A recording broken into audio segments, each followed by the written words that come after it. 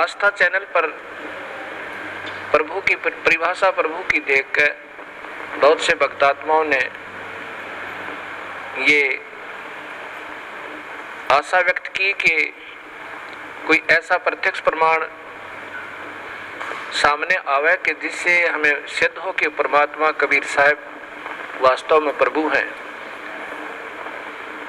अब कबीर साहब कहते हैं कि पर्वत पर्वत में फिरा कारण अपने राम, जब राम जैसे संत मिले जिन सारे सब काम।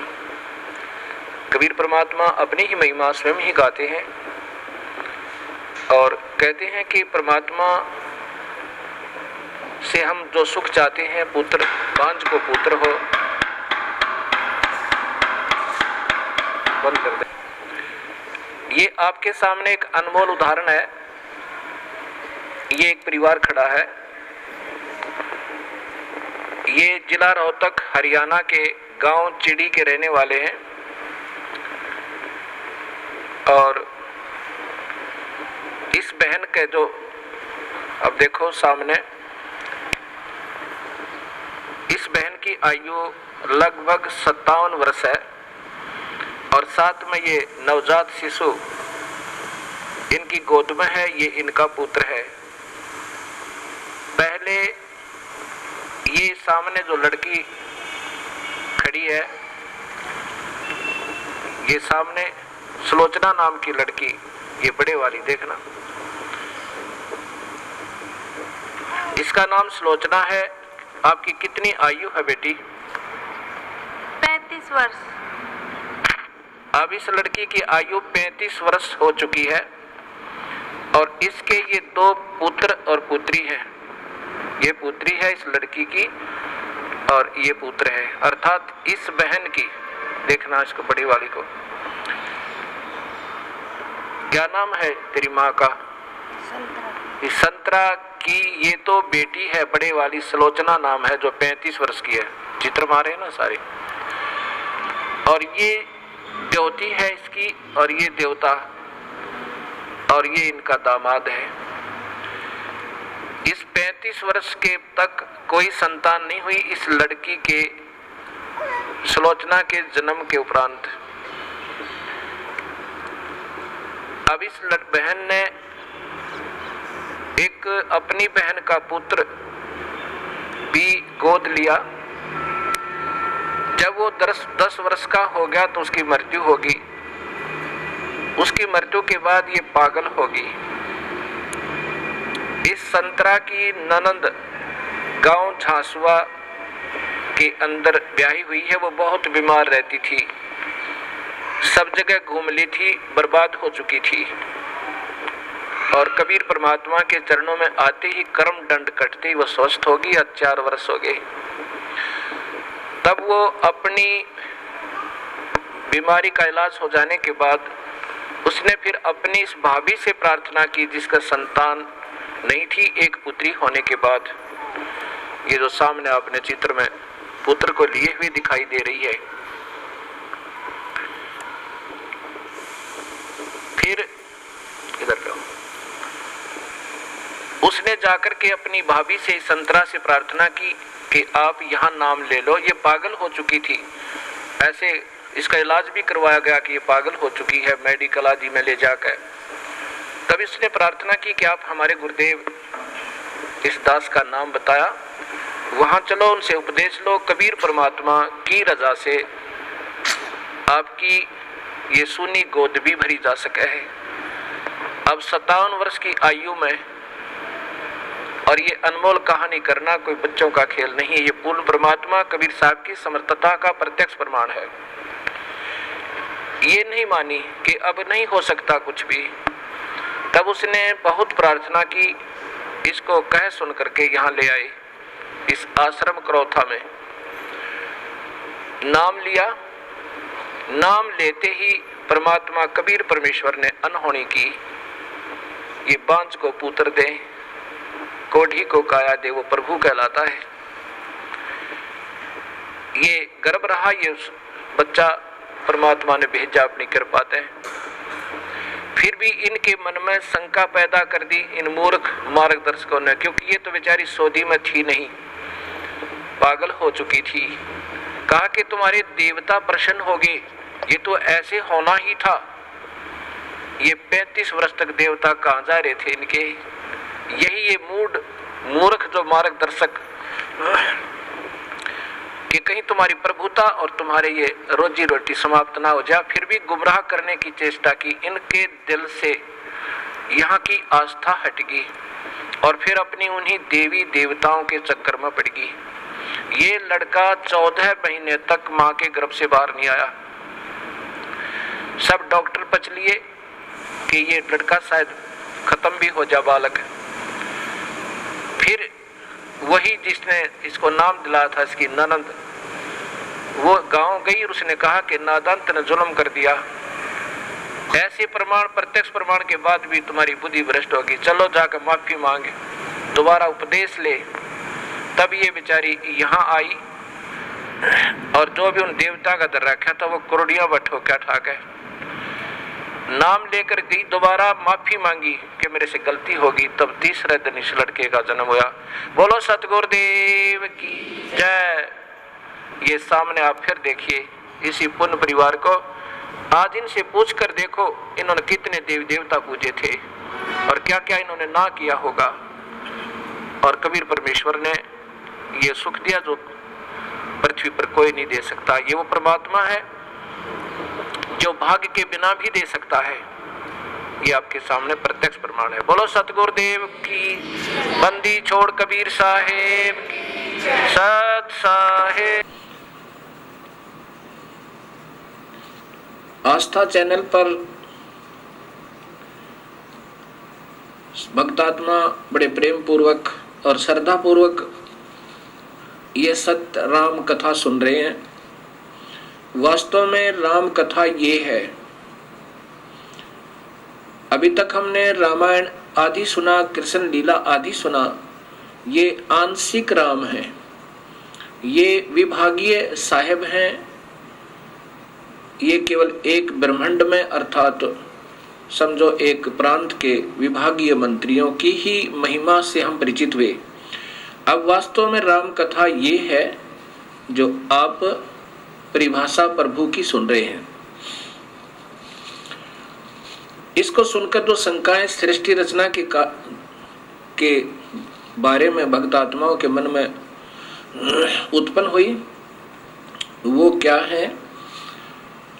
हमारे पास पत्र और साथ में टेलीफोनों से उन्होंने बड़े प्रेम पूर्वक विनम्र भाव से जानना चाहा। कहते हैं कि ये शंकाएं हमारे हृदय में घर किए हुए हैं। वैसे आपके द्वारा दिए गए प्रमाण शब्द सिद्ध हैं, उनमें गुंजाइश नहीं है मन को कहीं भी छिद्र ढूंढने की। फिर भी ये मन कहीं ना कहीं छोटी छोटी आंट बना करके हमें ऐसे कचोटता ही रहता है। बड़ी आपकी कृपा होगी अगर ये छोटे छोटे प्रश्नों के शंकाएं भी हमारी दूर हो जाएं।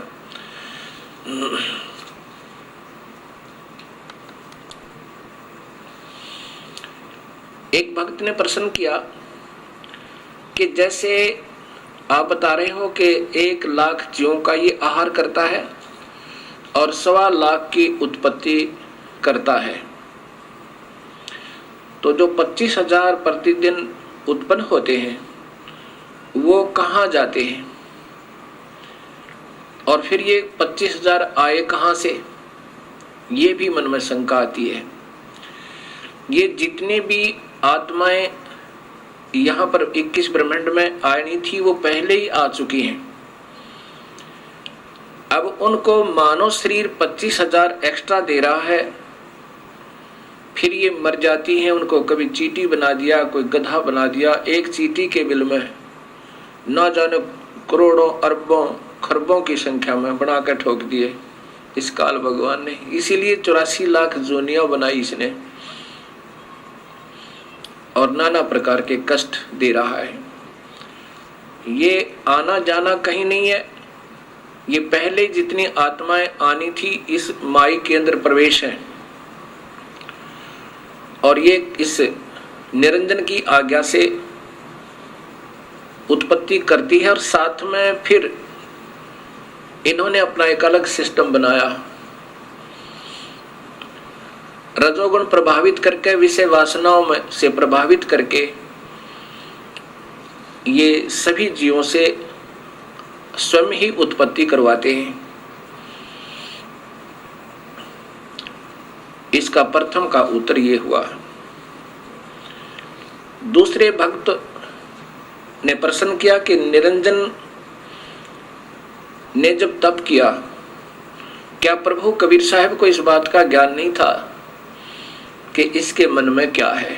कबीर परमेश्वर सर्वशक्तिमान सर्वज्ञ है और ये जानी जान है, ये हृदय की भी जानते हैं। जब इस ज्योति निरंजन ने तप किया, कबीर परमेश्वर ने उसी समय सोच लिया था कि ये गलत रास्ता अपनाया है, और साथ में हमारे हृदय में जो कमियां आई थी, इस निरंजन की तरफ हम आसक्त हो रहे थे, तब भी कबीर परमेश्वर ने आकाशवाणी की थी कि इस नादान की नादानी मत देखो। तो हम हृदय से तो इसको चाहते रहे और ऊपर से हम चुप रहे।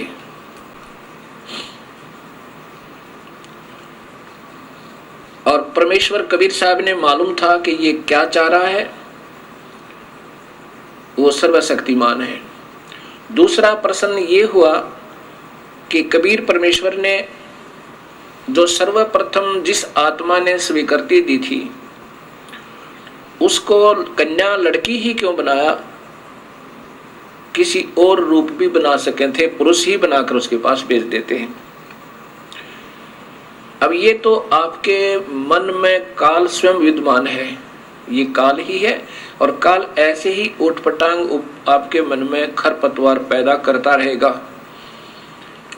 जब पहले आप लोग और हम भी देवी देवता, हनुमान जी, श्याम जी, ब्रह्मा विष्णु महेश की, माताओं की सब पूजाएं करते थे, कभी मन में कोई उथल पुथल नहीं हुई। और जब ये अपने प्रभु को पहचानना चाहती है आत्मा, उस समय ये काल तीव्र हो जाता है, सैकड़ों शंकाएं उत्पन्न करने की चेष्टा करता है। प्रथम तो ये कारण आप समझ लेना कि आपके अंदर अगर ऐसी उथल पुथल हो रही है, ये काल प्रेरणा है। फिर भी समाधान सदगुरु आपको पूरा देंगे। कबीर परमेश्वर जानी जान है, उन्होंने इस लड़की का कन्या रूप जरूर बनाया था, लेकिन इनके प्रजनन इंद्रिय नहीं लगाई थी। ये योनि नहीं बनाई थी, और साहब देखना चाहते थे अगर ये ठीक ठाक रहेगा ये काल, तो यहाँ रहेगा 21 ब्रह्मांड में आराम से रहेगा, और ये आत्मा जो लड़की रूप में प्रकृति है, माया है, तो ये इसकी उत्पत्ति यहाँ कर देगी इसके जीवों की, और वहाँ बहुत अच्छा शरीर बनेगा। नूरी शरीर बनना था सबद शक्ति तय। और यदि गलती करेगा, इस लड़की के साथ दुर्व्यवहार करेगा, तो इसकी नीचता का पता लगेगा। पता तो था मालिक ने कि दोनों में से कोई सा भी कर सकता है, और साथ में हमने जो अपनी पति भर्ता पद से हम गिरे थे, हमें भी अक्ल लगानी थी कि एक बार ये काल के जलों में चले जाएंगे, उस काल के दुख ने उठा लेंगे, और फिर मैं इनको वापस लाऊंगा, ये फिर कभी नहीं भटकेंगे। अब लड़की इसलिए बनाया कि ये अगर इसके साथ दुष्व्यवहार करेगा, दुर्व्यवहार करेगा, तो इसको श्राप लगेगा 1 लाख मनुष्य शरीरधारी जीवों का आहार करने का, और इसकी फिर मजबूरी होगी काल की कि मानव शरीर ये जरूर बनाएगा, नहीं तो ये मानव शरीर नहीं देता। ऊपर देव बनाता, देव रूप में इतना सुख होता है इस प्राणी को, ये प्रभु को याद नहीं करता। अब इसकी उस जाने जान परमात्मा ने पहले इसकी पर काट दी थी, चल बेटा किसी तरह चल ले तू। अब हम इसने वहां गलती की, बदमाशी करना चाहा, तो लड़की ने इसके अंदर शरण लिया, उसके प्रतिफल में काल को श्राप लगा, ये वहां से निष्कासित हुए। अब ये काल की मजबूरी बन गई हमें एक मानव शरीर देने की, इसको श्राप लगा हुआ अपनी भूख मिटाने के लिए। और कबीर परमेश्वर को मालूम था कि इन अपनी प्यारी आत्माओं को मैं इस मानव शरीर में फिर जाकर सत्ज्ञान दूंगा और अपने चरणों में लेकर के इनका फिर उद्धार करके वापस ले आऊंगा। ये जानी जान है, ऐसा इसका ये समाधान समझो। अब फिर प्रश्न एक, क्योंकि ये जो खरपतवार उत्पन्न होते हैं वो या तो बहुत ही अनजान होते हैं या वो किसी गलत गुरु के फंसे हुए होते हैं और वो गुरु लोग उनमें ये गलत मैटर भरते रहते हैं कि ये प्रश्न करो, ये करो, क्योंकि उनके पास अब जवाब नहीं है। वो कितने दिन इन भोली आत्माओं को गुमराह कर सकते हैं। आज सब बहन बेटियां एजुकेटेड हैं, सब बहन भाई एजुकेटेड हैं, पढ़े लिखे शिक्षित हैं और शास्त्र हमारे पास उपलब्ध हैं।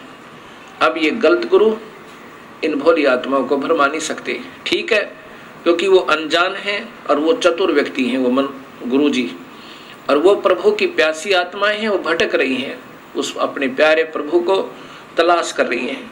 लेकिन ये इन ठगों का फंस गई जिनको स्वयं ज्ञान नहीं कि परमात्मा कौन है। कोई निराकार बताता है, कोई निराकार है, परमात्मा की कोई स्थिति नहीं है। कोई किसी को प्रभु बताता है, कोई किसी को बताता है, कोई कहता है ब्रह्मा विष्णु महेश के माता पिता नहीं है, कि तो अजर अमर है, ये सर्वशक्तिमान है। तो वो ऐसे गुरु आपको अब फिर विचलित करने की चेष्टा कर रहे हैं, जो ऐसे प्रश्न आपके मन में आ रहे हैं। फिर भी समाधान आपको मिलता रहेगा। एक ने प्रश्न किया कि यदि हम सतलोक चले जाएं और फिर भी गलती कर सकते हैं? कभी नहीं। जैसे उत्तर है कभी नहीं कर सकते। कैसे? जैसे आप किसी सफर पर जा रहे हो और आप गलत रास्ते हो लेते हो, रास्ते में दलदल आती है, उबड़ खाबड़ स्थान है, रास्ते में बदमाश टकराते हैं और आपको कोई पहले कह रहा होता कि इधर से जाओ, रास्ता लंबा बेशक है पर ठीक है, और आप ने अपनी सूझबूझ से उधर चलना शुरू कर दिया हो। रास्ते में बदमाश टकरावे और आपको तंग करें, आप क्या सोचोगे? यही सोचोगे, हे प्रभु अब के ठीक ठाक यहाँ से बचा दो, इस रास्ते जिंदगी भर नहीं आएंगे, और ऐसा ही करोगे। एक बार अब हम काल की पीड़ा से, अपने ही नादानी से, अपने ही कमजोरी से आज हम पैर पे कवाड़ा मार के स्वयं ही दुख पा रहे हैं, और वो दयालु अब भी हमारे पीछे पीछे घूम रहे हैं और हमें फिर अपने शरण में लेना चाहते हैं। अब इसकी एक बार हम वहां पहुंच जाएंगे, इधर देखेंगे नहीं जिंदगी में कभी भी, हम इधर थूकेंगे भी नहीं, क्योंकि जब हम यहां से चले जाएंगे जब इस खतरों का हमें और विशेष ज्ञान होगा।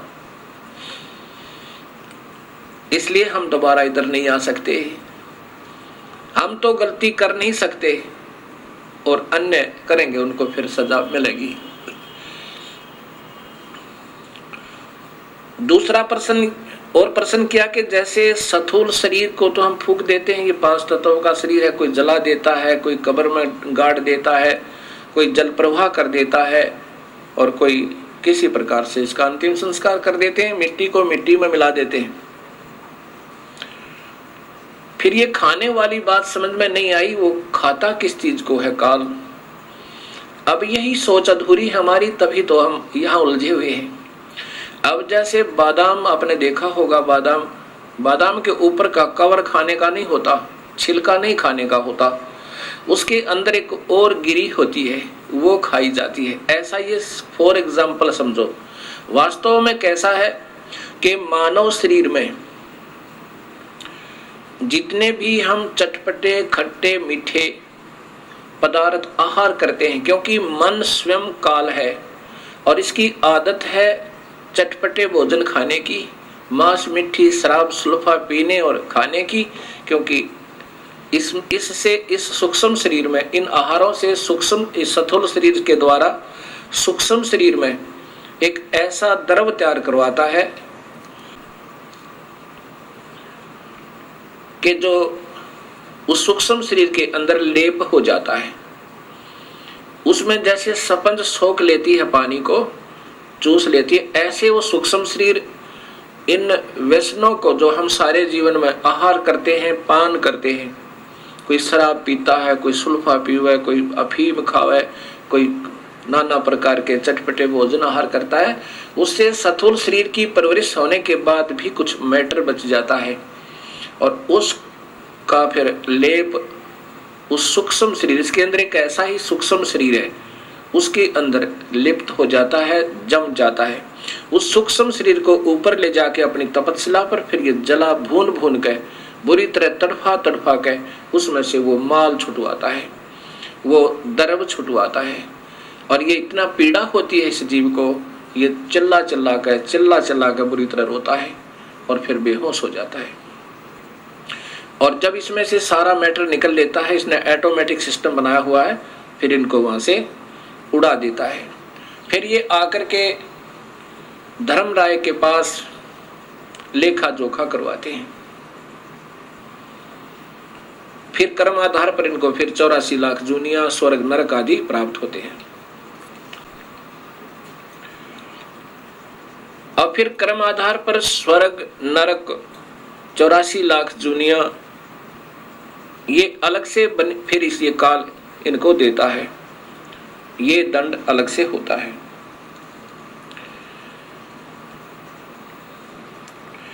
और जीव अजर अमर बताया है, ये मरता नहीं, जीव नहीं मरता, लेकिन इसकी दुर्गति मरने से भी बदतर हो जाती है और फिर कर्माधार पर ये अपने संस्कारों को भोगता रहता है।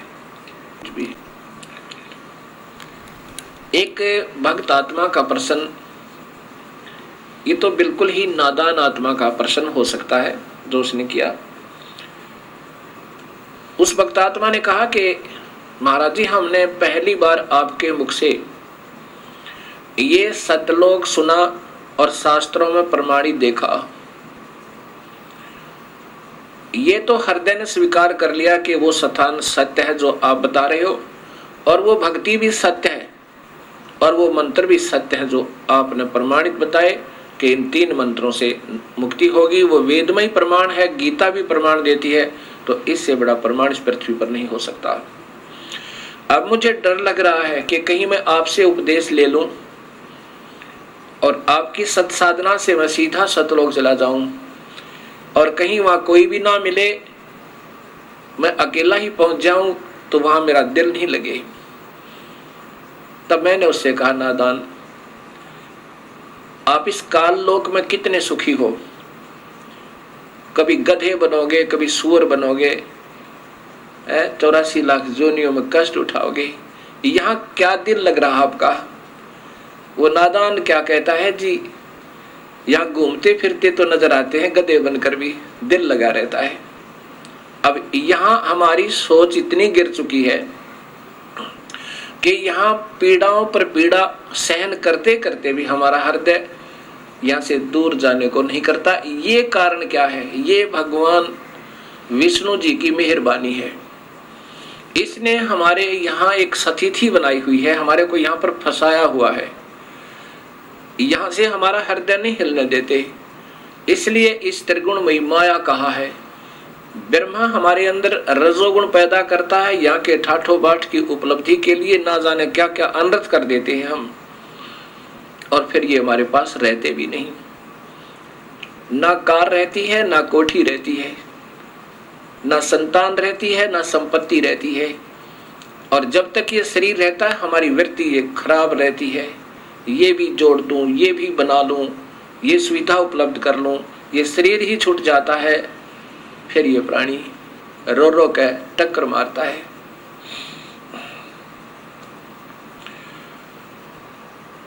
अब ये सत्ज्ञान से धीरे धीरे आपका हृदय यहां से हट जाएगा।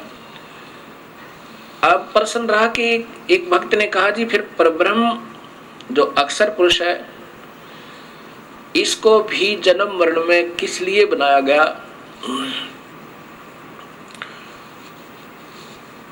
हाँ, इसने जब क्षर पुरुष ने अर्थात इस ब्रह्म ने किया और राज्य प्राप्त किया। 21 ब्रह्मांड जब इसने पाए, काल ने उस समय इस अक्षर पुरुष के मन में भी ये आया कि क्यों ना मैं भी अपना अलग स्थान बना लूं। अब वहां पर इतना भी कमजोरी अगर आ जाती है तो भी ये जीव वहां रहने के योग्य नहीं होता। अब ये जो गलतियां वहां पर होनी थी वो हो चुकी, और इन गलतियों के कारण अन्य जो बची हुई आत्मा है वो बिल्कुल सावधान होगी, अब वो गलती नहीं करते। अब जैसे कोई जा रहा हो और एक को पागल कुत्ता काट ले और बाकी भी जा रहे हैं और फिर वो रोता हुआ भाग रहा है, इधर पागल कुत्ता है तो उधर कोई नहीं जाएगा, सब वापस भाग लेंगे। ऐसे ही ये जो गलतियां की जिन्होंने, उन्हें सजाएं पाई और आगे बैन लग गया, क्योंकि सबको पता लग गया कि ऐसे निर्मल स्थान को छोड़ के और कहीं ठिकाना नहीं है, क्योंकि वापस यहाँ से दुख पाकर के वापस गई हुई आत्माओं ने वहां सभी को सचेत कर दिया कि उस काल लोक जैसा कष्ट कहीं पर नहीं है। हमने गलती की और हमारे दयालु परमेश्वर ने हमारे ऊपर फिर रहम किया।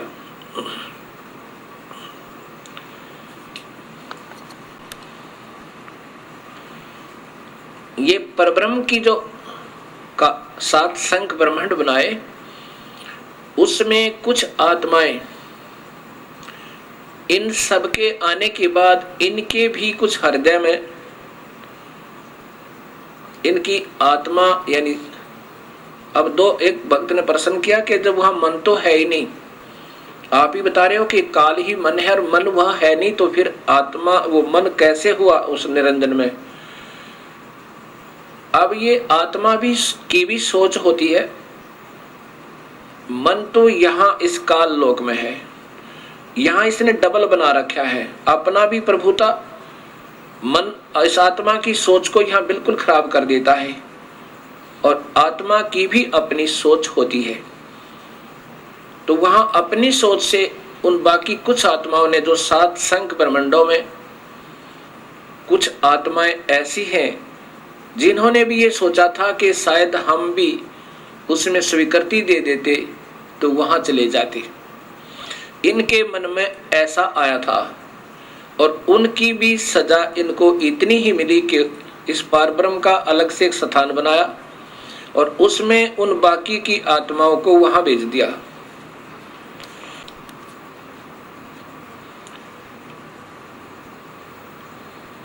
अब जो आत्मा परब्रह्म के लोक में रहती हैं,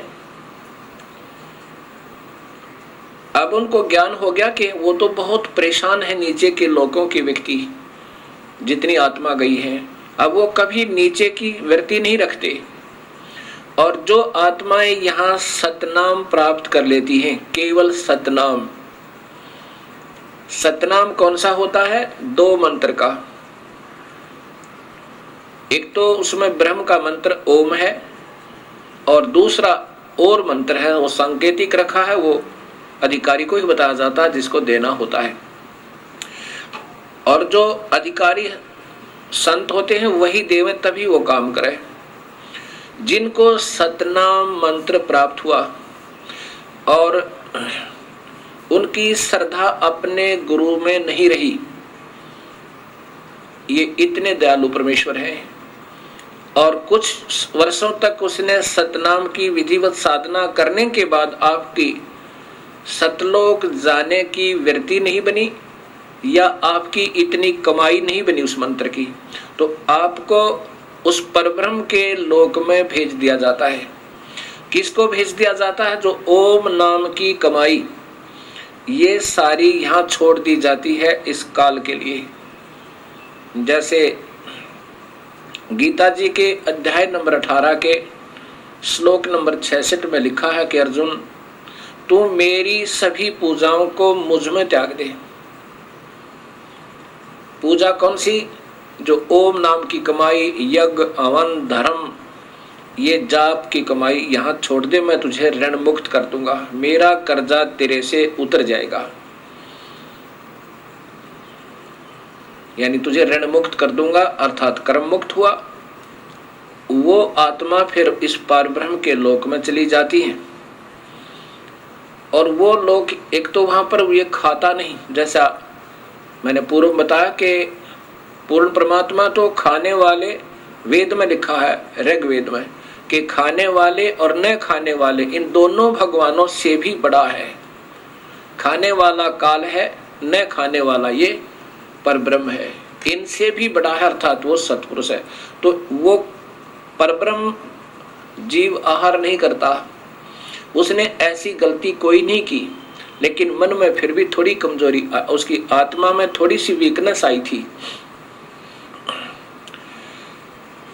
तो उसका भी सजा उसको भोगना पड़ा।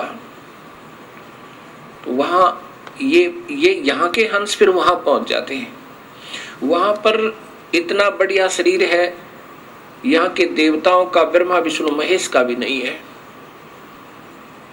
जैसा कि आपको बताया था कि यहाँ के देवताओं का तो शरीर है जैसे चीनी का कप बना हो, सफेद कप जो चाय पीते हैं, और हमारा मिट्टी का बना हो सीधा ही, इतना कमजोर है। और जो परब्रह्म के लोक में परब्रह्म और वहां के रहने वाले जितने हंस हैं उनका सटील का समझो, इससे ज्यादा सथाई है, लेकिन है नासवान फिर भी। अब ये सोचकर इस पर ब्रह्म को समझना, इसकी उत्पत्ति यूं हुई।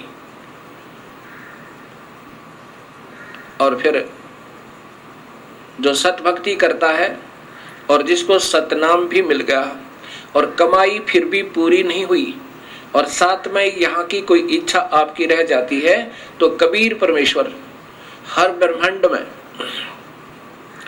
अपना अलग स्थान बनाकर रहता है। इन आत्माओं को जिनकी अधूरी कमाई है, भक्ति पूरी नहीं हो पाई, कि काल के ऋण से मुक्त अभी नहीं हो पाए, और परब्रह्म का भी, क्योंकि परब्रह्म के लोक को पार करना है, उसका भी ऋण देना है, वो दूसरे मंत्र से, तत् मंत्र से कमाई करनी है, वो तत् मंत्र संकेतिक है। इन दोनों का मिलकर जब ये योग्य हो जाएगा, दोनों का ऋण उतरने योग्य हो जाएगा, तब ये कबीर परमेश्वर इनको सारनाम देकर, सारनाम की कमाई साथ करवा के, और फिर यहाँ से सतलोक ले जाएगा। जब तक आपकी पूरी कमाई नहीं बनी होगी तो आपको यहीं रखेगा, और आपकी थोड़ी बहुत भी इच्छा इस लोक में रह जाती है तो भी इसी ब्रह्मांड में एक स्थान ऐसा है, वहां कबीर परमेश्वर आपको रखेगा। वहां पर आपको तपतशिला पर नहीं जाने देगा, तपतशिला पर नहीं जाने देगा, और न ही कुत्ते गधे सुअर बनने देगा, क्योंकि आपकी कमाई इतनी हो जाएगी, और साथ में आपके पाप कर्मों परमेश्वर कबीर साहब काटता रहेगा। जब ही नाम हृदय धरो भयो पाप को नासे, जैसे चिंगारी अग्नि की पड़ी पुराने घासे। अब आपके शुभ कर्मों के आधार पर वहां रखेगा और तपतशिला पर नहीं जाने देगा। ये आपको इस कबीर परमेश्वर के शरण में आने से और एक्स्ट्रा बेनिफिट है। और फिर ये सदियों के उपरांत इन शुभ कर्मों के आधार पर आपके फिर मनुष्य जन्म हो सके, 100 भी प्राप्त हो सके। जो कबीर परमात्मा के आधार पर सतभक्ति आप कर रहे हो, और मनुष्य जन्म आपके फिर देने शुरू कर देगा परमेश्वर, और फिर कभी अपनी सतभक्ति को जगाएगा। उसमें उन पुण्यात्माओं को जिन्होंने पहले सतगुरु की भक्ति कबीर परमेश्वर की किसी युग में कभी वो आए स्वयं या उनके कोई सत संत के साथ रहकर की हुई है, अब उनको शीघ्र ये बात समझ में आती है, क्योंकि उनके अंदर काल नहीं होता ज्यादा है।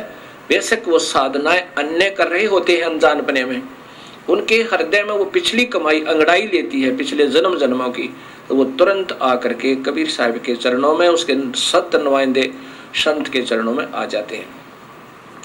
और जिन्होंने अभी तक कमाई सत्पुरुष की, पूर्ण परमात्मा की कभी नहीं कर पाए, और ब्रह्म तक की अच्छी साधना युगों युगों कर रहे हैं, वो पुण्य आत्मा भी इस सत्संग को सुनकर और शरण में आ जाएंगी। तो जैसे कलम चढ़ा दी जाती है, जैसे कलम चढ़ाई जाती है, ऐसे इसकी वो फिर सतनाम दिया जाएगा उनको, उनके अंदर फिर वो भक्ति प्रवेश हो जाएगी, और प्रारंभ होगी तो अवश्य पार होगा। क्योंकि उन्होंने पिछली कमाई ओम नाम की बहुत की हुई होती है,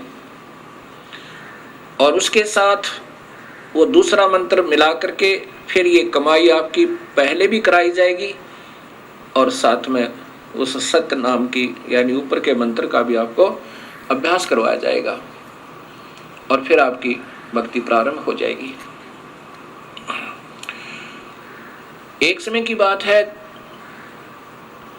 गरीबदास जी महाराज यही हरियाणा के अंदर एक छोटा सा गांव है छुडानी, पहले जिला रोहतक में, अब नया झज्जर जिला बन गया है। वहां कबीर परमेश्वर उन गरीबदास जी को आकर मिले। कब मिले? जब मगहर के अंदर अपनी एक लीला की थी, उन नादान लोगों के भ्रम को तोड़ने के लिए, जो कहा करते थे कि काशी मरने वाला स्वर्ग जाता है और मगहर मरने वाला गधा बनता है। तो कबीर परमेश्वर ने कहा था कि जो सत्य भक्ति करेगा, जिस भी लोक की करेगा, वो अपने यथास्थान चला जाएगा, चाहे कहीं भी प्राण त्यागो। ये तुम्हारी भूल है कि भूमि के आधार पर तुम गुमराह कर रहे हो। नाम की कमाई से, सत्य भक्ति से जीव को ऊपर के लोकों में स्थान मिलता है। ऐसे कोई पृथ्वी के आधार पर पार नहीं हो सकता। उस भ्रम को तोड़ने के लिए कबीर साहब ने कहा था, मैं मगर शरीर छोड़ूंगा और वहां देखना मैं स्वर्ग जाऊंगा या स्वर्ग से भी ऊपर जाऊंगा। ऐसा ही किया था। 120 वर्ष यहाँ शरीर दिखाकर मानव जैसा सर्व शक्ति से प्रकट होकर, और सब शक्ति से वहां लाखों की संख्या में दर्शकों के सामने, और साथ में 2 नरेश, बिजली खां पठान मगहर नरेश और बीर देव सिंह बघेल काशी नरेश के सामने अपना शरीर अदृश्य कर दिया था, और एक चादर नीचे बिछाई थी, एक ऊपर ओढ़ी थी शरीर त्यागने के लिए। तो शरीर के उस चादरों के बीच में सुगंधित फूल मिले थे, शरीर नहीं मिला था कबीर परमेश्वर का। और ऊपर देखा कि एक प्रकाश का गोला ऊपर को जा रहा है, और आकाशवाणी हुई कि देखो मैं स्वर्ग से भी ऊपर जा रहा हूं। वहां सन विक्रमी संवत 1575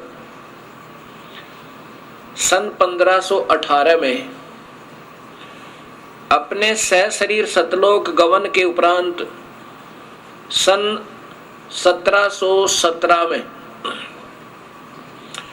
199 वर्ष के बाद वो कबीर परमेश्वर सह शरीर प्रकट होकर, गरीबदास जी जब गायों के पाली गए हुए थे, उनके गवाले थे, चरहा रहे थे अपनी गायों को, वहां खेतों में आके स्वयं प्रकट हुए मानव शरीर, क्योंकि उनका मानव जैसा शरीर है परमेश्वर का। 199 वर्ष के बाद कबीर साहब स्वयं अपने सतलोक से आकर गरीबदास जी को वहां मिले खेतों में। वहां आज भी यादगार बनी हुई है उस परमेश्वर के प्रकट होने के प्रकट स्थल की।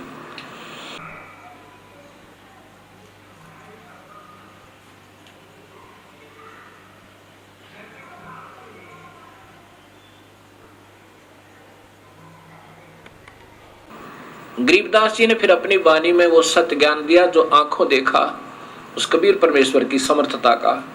कबीर साहब गरीबदास जी की आत्मा को लेकर धर्मराज के दरबार में पहुंचे। धर्मराय यहाँ का न्यायाधीश जो काल ने बैठा रखा है,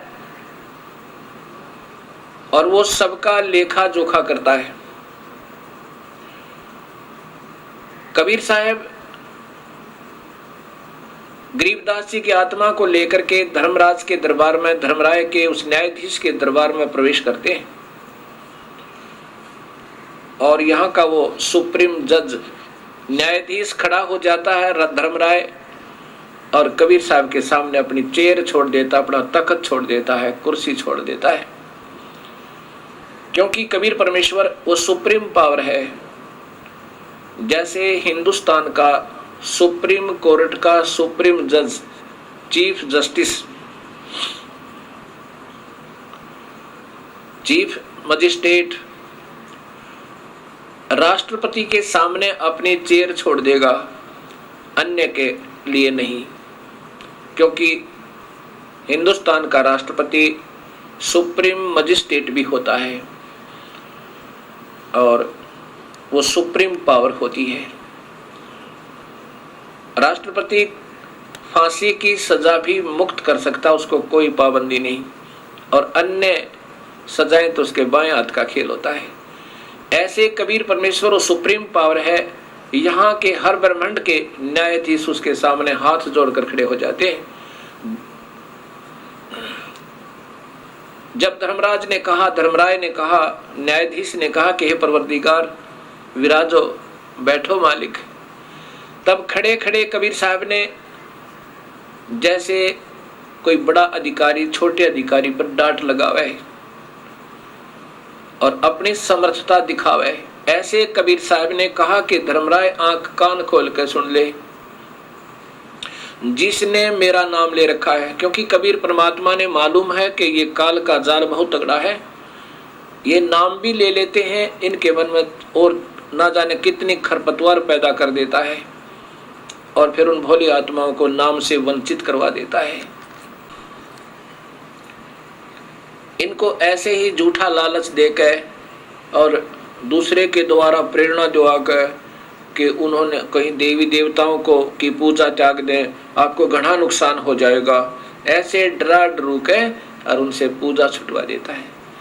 और वो पुण्यात्मा 1 वर्ष 2 वर्ष 3 वर्ष 4 वर्ष जितनी भी पूजा कर चुके हैं और डरते त्याग गए, जो गुरुद्रोही नहीं हुए,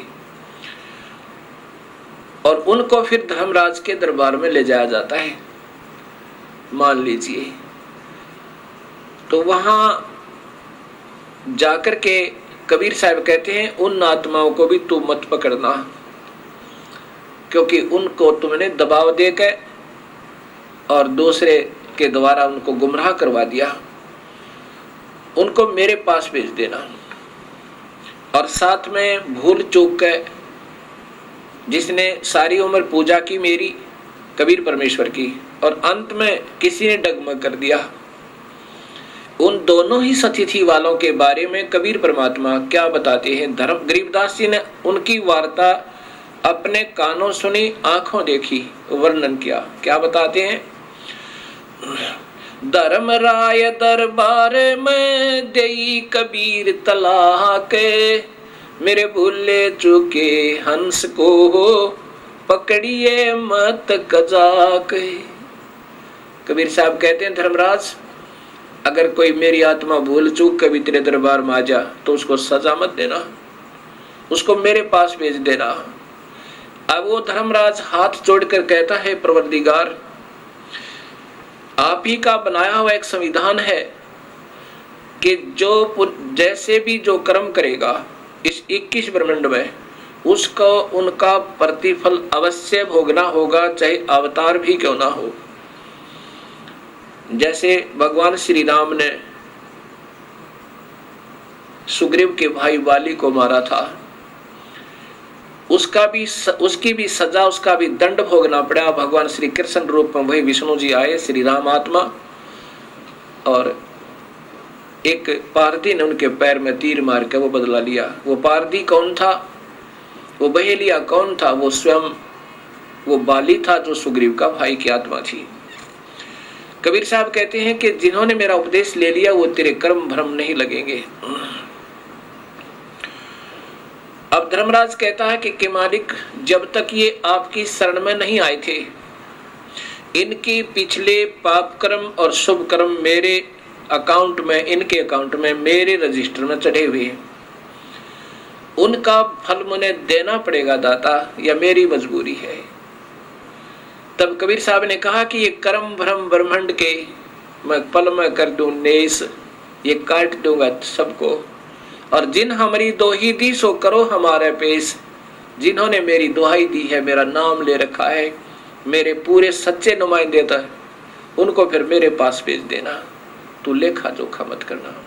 बोले पुरुष कबीर से धर्मराय कर जोड़े, तुमरे हंस को पकड़ू नहीं मोहे 2 ही लाख करोड़े। ये कबीर परमेश्वर, तेरी आत्मा ने मैं नहीं पकड़ूंगा, लेकिन मुझे ये लाख दुहाई है अपने कानों के हाथ लगा कर कहता हूँ। पर परमात्मा जिन्होंने पहले ये पाप कर्म कर रखे हैं, आपकी शरण में आने से पूर्व उनके बारे में क्या बोला कि कर्मों से तीरथ हैं अब मुख से कहे कबीरी, उनको निश्चय पकड़ूंगा फिर जड़ दूं तोक जंजीर। ये धर्मराज बोला। तो कबीर साहब क्या कहने लगे, करम भरम ब्रह्मंड के ये पल में कर दो ने से, इनका कांटा लगा दूंगा, क्रॉस कर दूंगा तेरे सारे मेरी प्यारी आत्माओं के पाप कर्मों को। और जिन हमारी दो ही दे सो करो हमारे पेश, उनको मेरे पास भेज देना, तू लेखा मत लेना। इस प्रकार कबीर साहब ने अपनी समर्थता गरीबदास जी को दिखा के सतलोक लेके गए और वहां से फिर वापस भेजा। तो मेरा जो कहने का तात्पर्य था कि जो कबीर साहब के चरणों में भक्तात्मा एक बार सत भक्ति के आधार पर आ जाते हैं, उनको पार करके छोड़ता है। ये हमारी कमजोरियां हैं कि हम अपना समय बढ़ा लेते हैं इन अनजान समाज में उलझ गए। हम अपने प्रभु की बातों पर विश्वास कम करते हैं क्योंकि हम आम समाज में ज्यादा रहते हैं। ऐसे हम विचलित होकर के अपने जन्म बढ़ा रहे हैं।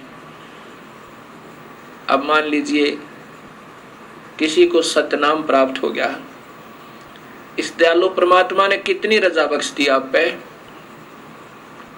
और आप हृदय से उनको चाहते रहे, आपको अपने पास रखेगा, काल की तपस्या पर नहीं जाने देगा और लेखा जोखा उनको नहीं करने देगा। लेकिन आपको फिर जन्म देगा क्योंकि आपने अपनी कमजोरी से यह समस्या फिर पैदा कर ली। ये दयालु फिर आपको फिर संभालेगा, जैसे आज फिर कृपा कर दी उस परमेश्वर ने, इस सत्य ज्ञान का डंका फिर बजा दिया।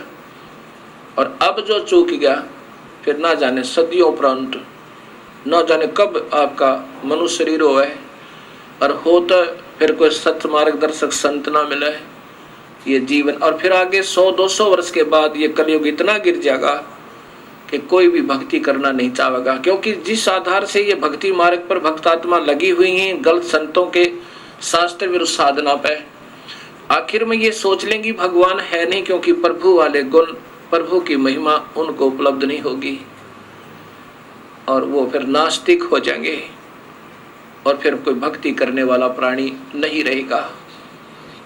अभी कितना अंतर हो चुका है, मांसाहारी दुनिया होगी, शराब पीवें, स्मैक पीवें, क्योंकि काल ने तो यही चिंता रहती है कि कहीं ये सत भक्ति पर लग जावें और ये कोई संत इनको ना मिल जाए और ये पार ना हो जावे। काल उलझाना चाहता है और कबीर परमेश्वर हमें सुलझाना चाहते हैं।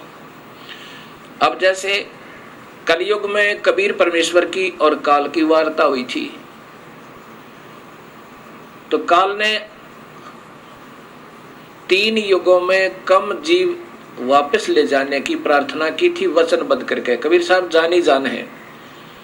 यहां भी शंका आ सकती है कि क्या कबीर साहब को मालूम नहीं था ये क्या मांगेगा। जब काल ने कबीर साहब से मांगा था कि हे परमात्मा वचनबद्ध हो जाओ, तब मैं आपसे कुछ याचना करना चाहता हूं, क्योंकि काल ने कबीर परमेश्वर की के पैर पकड़ कर छोड़े नहीं, रो रहा बुरी तरह।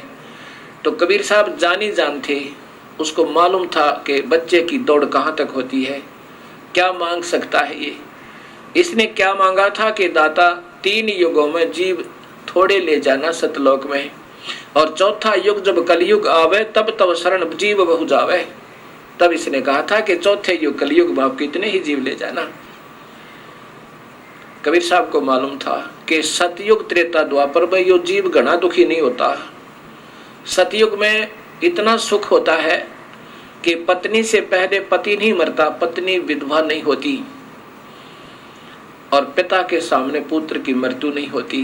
शरीर बहुत सुंदर स्वस्थ और साथ में लाखों वर्ष की आयु होती है।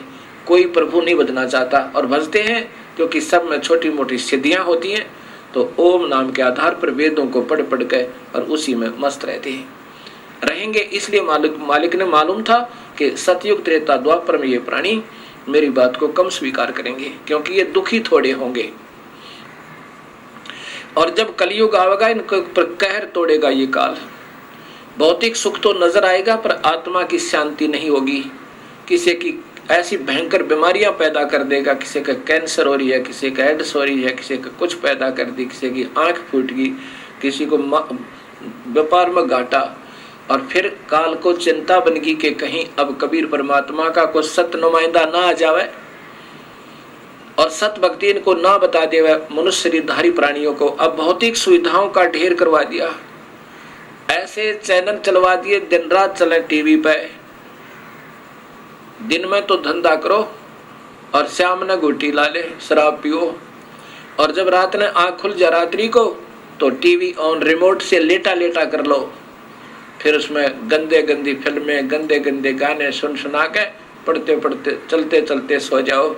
प्रभु को मत याद करो। लेकिन उस कबीर परमेश्वर ने आज भी रजा बख्श दी। उसी इस साइंस की सुविधाओं को आज सदुपयोग कर रहे हैं परमेश्वर।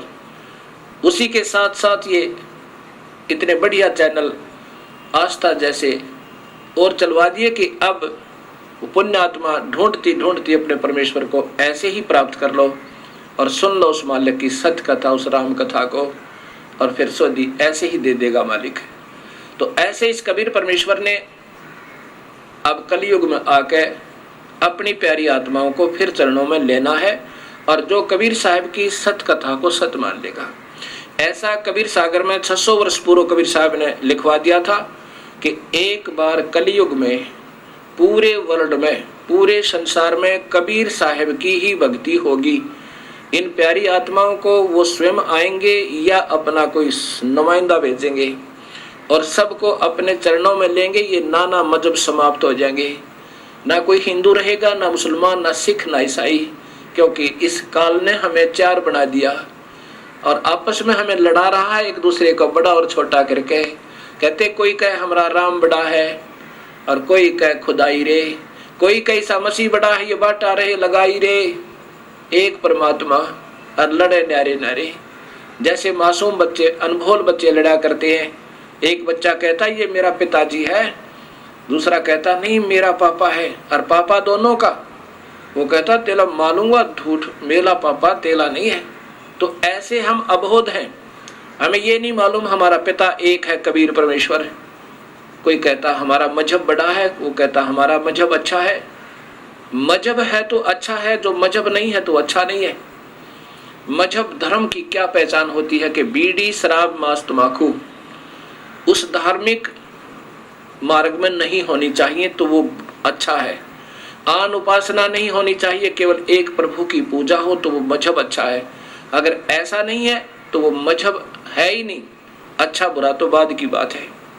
धर्म धार्मिकता के आधार पर चलता है और धार्मिकता बीड़ी, शराब, मांस, तंबाकू पीने वालों के कभी निकट नहीं आ सकता। प्रभु वो धार्मिक नहीं हो सकते। जो मांस खावे वो धर्म को कैसे स्वीकार करे। जो शराब पीवे, शराब पीकर इंसान ना जाने अपने पिता को के बुरा वचन बोल दे, ना जाने अपनी माँ का हाथ उठा दे, ना जाने क्या जुल्म कर डाले। और तंबाकू को इतना बुरा बताया है कि उसके तो पापों का गिनती नहीं की जा सकती। कबीर साहब कहते हैं कि हुक्का हरदम पीवते ये लाल मिलावे धूर, इसमें संशय है नहीं ये जलम पाछले सूर। 100 नारी जारी करे सुरापान 100 बार, एक चिलम हुक्का पी भर दे डूबे काली धार। इतना भयंकर पाप इस तंबाकू में लिखा है। इन पापों को करता हुआ फिर धर्म कैसे कमा सके प्राणी। एक भक्तात्मा कहता है कि हम आश्रम में नहीं पीते बीड़ी शराब आदि, अपने गुरुओं के पास जाते हैं बाहर पीते हैं। जहर को कहीं खा लो, बाहर खाओ चाहे अंदर खाओ, आश्रम में खाओ चाहे बाहर खाओ, जहर ने असर करना ही करना है। एक कहता जी बीड़ी से तो इतना पाप नहीं होता, मांस और शराब तो बुरा है, क्योंकि वो बीड़ी स्वयं पी रहा था। अब ऐसा ही है जिसकी जो लत पड़ी हुई है उसको त्यागने को तैयार नहीं। दूसरों को कहता वो तो खराब है, ये तो कोई बात नहीं। अब कोई बीड़ी पी रहा है वो तो अपनी भक्ति का विनाश कर रहा है। जैसे खीर बनावे, हलवा बनावे और बना के उसमें बालू रेत यानी उसमें रेत डाल दे, मिट्टी डाल दे, बताओ क्यों बनाई, क्या फायदा बनाने का भी। भक्ति करे और कुबित कमावे वो कभी सफल नहीं हो सकता, वो तो बिगाड़ दी उसने साथ के साथ। ऐसे ही आन उपासना, एक प्रभु की एक गुरु उपाश्रित कर होकर एक ही प्रभु की साधना जो नहीं करता उसको गीता में व्यभिचारिणी भक्ति कहा है। जो स्त्री एक पति अपने पति पर ना रुक कर वो नाना जगह धक्के खाती है, उसको ऐसी संज्ञा दी है। जो एक परमात्मा की भक्ति नहीं करते, देवी भी, देवता भी, तीर्थ भी, फलाना भी, ढकड़ा भी, मंदिर भी, मस्जिद भी, कहते हैं वो व्यभिचारिणी भक्ति कर रहे हैं। और अव्यभिचारिणी भक्ति से प्रभु की प्राप्ति हो सकती है। तो हम देख लेना हमारा समाज क्या कर रहा है। तो ऐसे जब हम सत भक्ति पर लगेंगे तब ये हमें ज्ञान होगा और भक्ति हमारी सुचारू चल पाएगी। अब प्रसंग चल रहा है कि कबीर परमात्मा के चरणों में आने के बाद इस जीव को फिर यहां से निकलने का एक चांस मिलता है। और जब ये सत भक्ति प्रारंभ होती है, धर्मदास जी को कबीर साहब ने कहा कि धर्मदास, जो मेरी प्यारी आत्मा मेरे द्वारा भेजा हुआ रसूल दूत भक्ति का मार्ग का सत भक्ति बताने वाला मेरा संदेश वाहक, वो संत सत भक्ति को जब दृढ़ करेगा उस समय के वर्तमान के संत और महंत उसके साथ लड़ाई करेंगे, रहाड़ कर बढ़ावेंगे और दुनिया को गुमराह करने की चेष्टा करेंगे। ये झूठ बोल रहा है। कबीर साहब कहते हैं कि जो मम सत शब्द दरढ़ावे उसके संग सब राड़ बढ़ावे, अस संत मंथन की करनी और धर्मदास में सुनाऊं वर्णी। ये उनका विवरण बताता हूं। उस समय के संत नकली और नकली ये महंत उस मेरी प्यारे हंस के साथ द्वेष करेंगे और जनता को गुमराह करने की चेष्टा करेंगे, परंतु मैं साथ रहूंगा, उनकी बिल्कुल नहीं बसावेगी। क्योंकि सत्य का अंत नहीं होता, असत्य का पैर नहीं होते। उस समय के ये असत्य पर आधारित विचक्षण ये चतुर संत शास्त्र विरुद्ध साधना बता रहे होंगे और जब हमारे शास्त्र अनुसार साधना प्रारंभ होगी तो सब समझेंगे और उनसे अपनी फांसी निकलवा लेंगे उन गलत गुरुओं से। अब यहाँ एक समाधान प्रश्न और उठता है मन में, भक्त आत्माओं के रह कर फोन आते हैं, कहते हैं जी हमने सुना है कि गुरुदेव नहीं त्यागना चाहिए अगर हमने कहीं से दीक्षा ले रखी है, ये तो महापाप बताया है गुरुदेव ने। अब गुरुदेव क्या होते हैं? ये वैद्य समझो भक्ति मार्ग के और जन्म मरण के दीर्घ रोग के काटने वाले वैद्य होते हैं। एक डॉक्टर से दवाई नहीं लगाए क्या दूसरा नहीं बदला जाता? तुरंत बदलना चाहिए और समझदार व्यक्ति तुरंत बदलेगा। उसके सामने नहीं मरेगा, उसकी दुकान पर पड़ के अपना पीछा छुटवाएगा, 36 जगह इलाज करवाएगा जब तक उसका रोग ना कट जाए। इसलिए हमने गुरु बदलने में कभी देरी नहीं करे। कबीर साहब ने कहा कि झूठे पक्ष को गुरु को तजते तिनक ना लावा वार, तुरंत त्याग दे उसको जब पता लग जा। कबीर साहब कहते हैं जब भेरा देखा जर्जरा हम तो उतर गए फड़क। फड़क माने एकदम निकल जाए, जैसे जा रहे हैं कहीं समुद्र दरिया से पार होने की चेष्टा करी और देखा कि ये तो स्वयं डूबने वाला है जिसमें हम बैठे हैं, कहता तुरंत कूद जाओ उसमें, बाहर निकल जाए, जान बच जाएगी। ऐसा ही लिखा है। और गरीबदास जी ने तो यहाँ तक लिखा है कि झूठे गुरु का लित्र लावे, एक अनमोल मनुष्य जन्म के साथ धोखा कर रहा है, गलत साधना देकर, गलत नाम बता के, गलत ज्ञान देकर, उस जैसा दुश्मन इस पृथ्वी पर नहीं है। अगर आपका मान ले धन का घाटा हो जाए तो फिर पूरा हो सके, कोई बात नहीं, 2 रोटी खा के इंसान अपना टाइम पास कर सके। और ये मनुष्य शरीर नादान संतों के आधार पर व्यर्थ हो गया तो इस तो बड़ा दुश्मन आपका कोई नहीं। और वो प्रमाण कहाँ से मिलेगा? शास्त्र देंगे कि शास्त्र अनुसार साधना है तो सही है, वेदों के अनुसार और गीता के अनुसार यदि आप ब्रह्म साधना कर रहे हो तो ठीक है।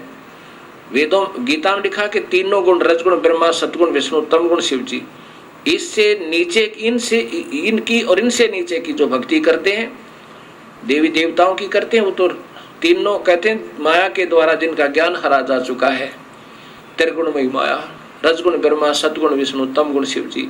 रजगुण ब्रह्मा के द्वारा कैसे हरा है कि ये यहीं की संपत्ति और संतान में ही ये व्यस्त रहता है, यहीं की सुविधाओं को प्राप्त करने में अपना जीवन खो रहा है। ये रजगुण ब्रह्मा की कृपा है। और सतिथि एक दूसरे मोह ममता होगा, किसी तो प्यार हो गया, कि तो बच्चा मोह ममता, की तो संपत्ति में अपने आस्था होगी। ये भगवान विष्णु के द्वारा काल ही सतोगुण में पैदा करके और हमें यहाँ जकड़वा रहा है। और शिव जी के द्वारा ऐसा तमोगुण पैदा करवा देता है, छोटी सी बात पर भाई बहन के साथ लड़ पड़े और भाई बहन पर मुकदमा करते, पिता पुत्र न मार दे, ना जाने के जुल्म करवा दे। जैसे पीछे राजाओं की कहानी, राजाओं ने अपने पिता को अंदर कैद में ठोक दिया, स्वयं राजगद्दी पर बैठ गया, ये रजोगुण प्रभावित हो गए। तो इस प्रकार ये काल हमें तीनों गुणों के द्वारा और अपने ही तक की भक्ति पर, इन तीनों गुणों तक ही भक्ति की सीमित रख के, ब्रह्मा विष्णु महेश की भक्ति तक सीमित रह करके हम यहाँ पर उलझे रहते हैं। तो यहाँ ब्रह्म भी कहता है दुखी होकर के, ये काल कहता है कि जिन्हों की बुद्धि भ्रष्ट होगी इन तीनों भगवानों की पूजा करते करते और नीचे के देवी देवताओं की, वो राक्षस स्वभाव को धारण किए हुए वो दुष्ट नीच व्यक्ति, दूषित कर्म करने वाले मूर्ख मुझे नहीं बचते। अर्जुन बताओ, मुझे माने ब्रह्म साधना भी नहीं करते। अब देखना समाज में क्या पूजा हो रही है।